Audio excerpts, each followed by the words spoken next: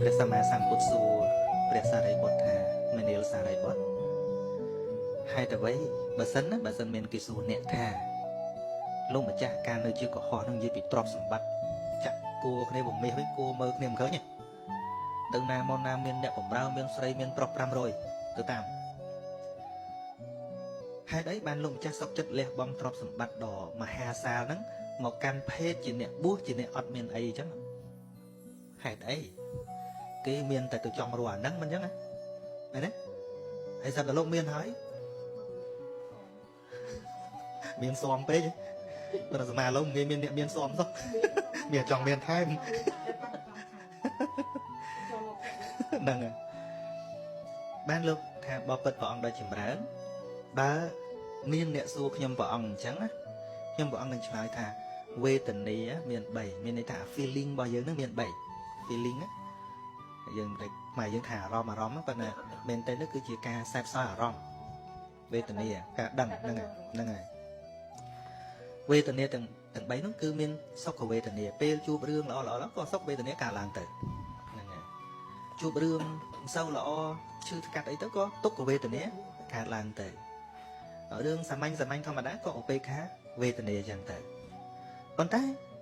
ទោះវេទនាណាមួយក៏ដោយទាំង3ហ្នឹងជាសុខវេទនាក្តីជាទុក្ខវេទនាក្តីជាអទុក្ខមសុខវេទនាក្តីយើងប្រើជំនួសឧបេក្ខាបានណាអទុក្ខមសុខមានន័យថាមិនទុក្ខមិនសុខស្មើនឹងឧបេក្ខាហ្នឹងទាំង3ហ្នឹងសុទ្ធតែមិនទៀងវាអត់ទៀងទេមិនទៀងគឺថាវាមានឲ្យបាត់ទៅវិញមានឲ្យបាត់ទៅវិញទោះបីយើងសុបាយក៏ដោយបន្តិចបាត់អាសុបាយហ្នឹងមិនអញ្ចឹង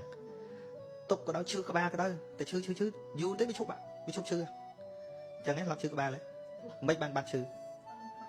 អាហ្នឹងមកពីវាអត់ទៀងអាឈឺហ្នឹងក៏អត់ទៀងដែរនឹងឈឺអស់របឺតវាបាត់ទៅដាក់ថ្នាំត្រូវទៅក៏បាត់ទៅឃើញទេគ្មានរបស់ស្អីមួយដែលនៅទៀងទេអាសុកហ្នឹងក៏មិនទៀងអាឈឺហ្នឹងក៏មិនទៀងអាទុកហ្នឹងក៏មិនទៀងដែរនៅបើថាឈឺមិនបាត់ទេយ៉ាងច្រើនស្លាប់ប៉ុណ្ណឹងវាបាត់ទៀត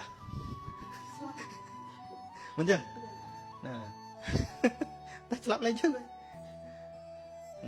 ព្រោះជារបស់កាត់រលត់អញ្ចឹងមិនលោកថាសុខក៏ដោយទុក្ខក៏ដោយអទុក្ខមសុខក៏ដោយទាំង3នេះសុទ្ធតែមិនទៀងបើមិនទៀងចឹងហើយវាមិនមែនសុខមែនទេជាទុក្ខទាំងអស់ទាំងសុខផងសុខវេទនាហ្នឹងផងជាទុក្ខ